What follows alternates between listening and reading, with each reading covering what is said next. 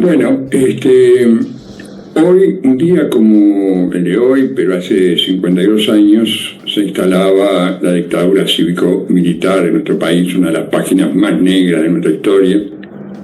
El deterioro institucional había comenzado años atrás y tuvo en febrero del 73 un fuerte impulso. Partidarios de la dictadura, militares, dirigentes políticos, expresidentes, periodistas e incluso hasta algunos dirigentes tupamaros han insistido una y otra vez en que el golpe de Estado sobrevino a consecuencia del enfrentamiento entre dos fuerzas antagónicas representadas por la guerrilla y los militares, es decir, la teoría de los dos demonios. La realidad fue muy diferente. El 27 de junio de 1973 se consolidó el proceso por el cual la oligarquía uruguaya asaltó al país. Fíjate vos, desde hace más de 60 años, la oligarquía uruguaya se ha enriquecido defraudando al Estado. Hoy, hijos y nietos son inmensamente ricos y ocupan lugares de decisión gracias a la actividad fraudulenta de sus padres y sus abuelos. En Uruguay hay miles de estudios que nos permiten conocer desde el origen de la pobreza hasta cuánto calzan los pobres, pero se cuentan con los dedos de la mano los estudios que permitan conocer el origen de la riqueza. La oligarquía uruguaya es endogámica, ¿no? Tal como lo revelan las páginas sociales del diario El País y más recientemente la revista Galería. Se nuclean en los mismos barrios, concurren a los mismos clubes sociales y deportivos, reparten su tiempo con actividades gremiales en la Asociación y la Federación Rural, en la Cámara de Comercio e Industrias, también en la Asociación de Bancos Privados del Uruguay, una organización que fue creada en el 2005 y que sustituyó a la vieja Asociación de Bancos del Uruguay, o en los exclusivos clubes que construyen para ellos, como el Piso 40 o el Rancho de Pescadores frente a las canteras del Parque Rodó. Por supuesto, veranean en Punta del Este. En el libro Los de Arriba, Estudios sobre la riqueza en Uruguay, coordinado por Juan G. Monati, del que participan varios jóvenes economistas compatriotas, se afirma que el 1% de la población tiene el 30% de la riqueza del país. Todos los participantes de este libro son integrantes del Instituto de Economía de la Facultad de Ciencias Económicas de la UDELAR. Más recientemente, el semanario Búsqueda publicó que hay 17.000 uruguayos que tienen más de $1 millón. 17.000 uruguayos son el 0.5% de la población. Surge entonces una pregunta que muy pocos se hacen. ¿Cuántas de las fortunas actuales tienen origen en los delitos económicos cometidos en dictadura?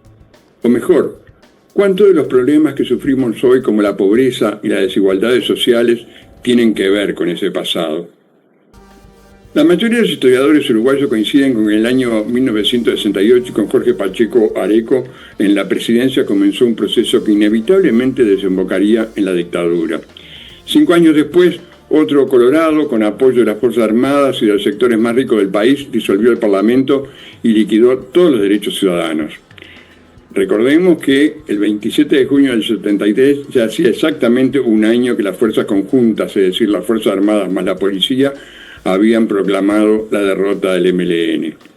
Se instaló entonces la idea de que la CNT y la izquierda, particularmente el Partido Comunista, apoyaron el golpe, pero con ese planteo se intentó ocultar el apoyo que le dieron al atentado contra la Constitución un sector importante de los blancos herreristas y del pachequismo, que se expresó en la enorme cantidad de cargos ocupados por integrantes de ambos sectores políticos durante los 13 años de dictadura. Además, se ocultó el apoyo expreso que dieron la Asociación Rural, la Asociación de Bancos y la Cámara de Industria y Comercio.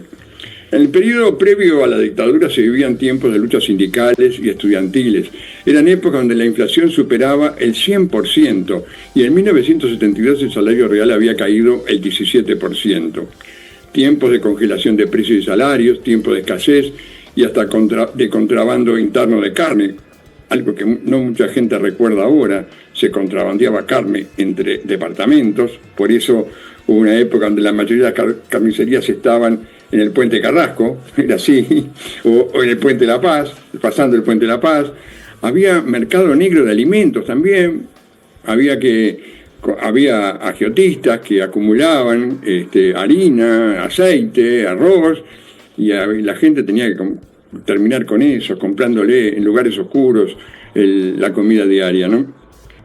Eran tiempos de represión, con estudiantes muertos, con centenares de detenidos, en aplicación de las medidas prontas de seguridad, y cuando por primera vez en la historia un frente político de izquierda comenzaba a tallar fuerte en el escenario electoral. Eran tiempos también en que un carismático caudillo nacionalista, muy afín a ideas progresistas, disputaba el poder de igual a igual. Por eso Wilson Ferreira Aldunate se convirtió también en uno de los principales enemigos de los golpistas. Los militares, cegados por los efectos de la Guerra Fría, entrenados por franceses y estadounidenses, terminaron siendo el brazo ejecutor para defender los intereses de los poderosos. Claro que también se debe recordar que la democracia no era muy prestigiosa entonces. El golpe tuvo mucho apoyo ciudadano porque la gente estaba enceguecida por el miedo a los tupamaros y a que los comunistas se llevaran sus niños para Rusia. Hubo una construcción política y cultural para que el golpe fuera inevitable, y con la dictadura llegó la tragedia que todos conocemos: miles de presos y torturados, decenas de muertos, 2 centenares de desaparecidos, miles de expulsados de sus trabajos, decenas de miles convertidos por decreto en ciudadanos clase C, más de 400.000 uruguayos debieron huir del país por razones políticas y económicas. La dictadura fue parte de un plan político que perseguía redistribuir la riqueza en beneficio de los sectores más ricos del país, y fue impuesta a sangre y fuego porque el saqueo y pérdida de derechos ocasionados a los trabajadores así lo exigía.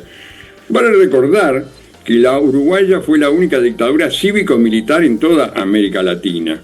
Mientras los militares ensuciaban de sangre sus manos, algunas poderosas familias hacían negocios para fortalecer sus patrimonios, aunque algunas migajas les tiraban a sus cómplices uniformados para mantenerlos dóciles a la mano del amo.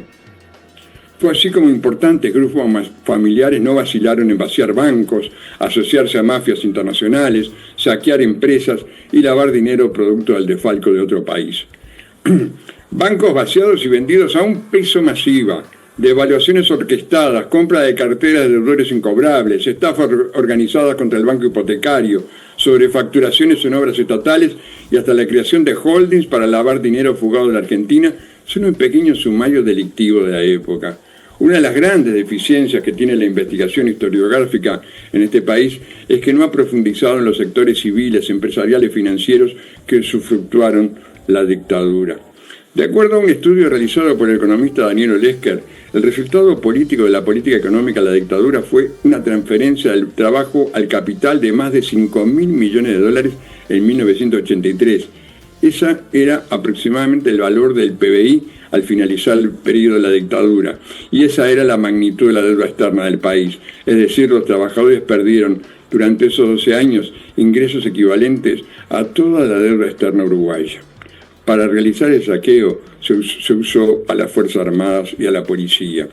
En el libro El negocio del terrorismo de Estado, el periodista Fabián Werner recuerda que en abril del 85, exactamente con una semana de diferencia, los senadores Carlos Julio Pereira, del Partido Nacional, y José Germán Araujo, del Frente Amplio, presentaron pruebas ante sus colegas de la Cámara Alta por delitos económicos cometidos por militares y civiles durante la dictadura, y pidieron la conformación de comisiones investigadoras, además del envío de antecedentes a la justicia penal. El destino de esas acusaciones profusamente documentadas fue el olvido. Durante los 13 años de dictadura hay apellidos de empresarios y políticos que se repiten: Servino, Pascale, Dabrié, Bención, Strauss, Rocacultura, Aznare, Ferrer, Raffo, Soler, Manini Ríos, Otegui, Vargas Armendia, Ortolani, Peirano.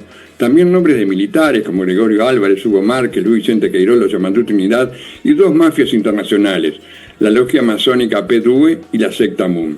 Nunca supimos cuánto costó al país la represa de Salto Grande, una de las obras más grandes iniciada a finales del 73. La represa de Palmar, presupuestada en 230 millones de dólares, terminó costando casi 1.200 millones de dólares. Solo un grupo de estafadores argentinos que pagaron coimas suculentas en Maldonado y en Montevideo se llevaron 30 millones de dólares del Banco Hipotecario del Uruguay. 5 bancos de primera línea fueron vaciados por sus dueños. Primero los usaron para fortalecer a sus empresas y luego pasaron toda la cartera incobrable, las de sus dueños entre otros, al Banco Central del Uruguay. La compra de carteras de incobrables por parte del Banco Central costó unos 800 millones de dólares. La Armada Nacional ganó decenas de millones de dólares vendiéndole fletes de petróleo a ANCAP, y ese dinero lo ocultó en el Riksbank, casualmente el mismo banco que usaba Pinochet. La logia PDUE, asociada a los ex dueños de Bafisud, crearon un holding de inmobiliarios y constructoras en Punta del Este que se dedicaron a invertir en el balneario La Plata Dulce Fugada de Argentina. Hay numerosísimas muestras de este desfalco cometido por los socios civiles de la dictadura, que para eso usaron esta historia. Por supuesto, uno no debería descartar, hay que tomar en cuenta el contexto internacional, que es todo lo que pasó, las decisiones que podemos hacer, pero en esencia, en lo sustancial, el golpe de Estado tuvo un único objetivo, que era enriquecerse cada vez más por parte de la oligarquía uruguaya. Ustedes van a encontrar más datos y van a encontrar más elementos y detalle de esto en la edición de hoy de la revista Caras y Caretas.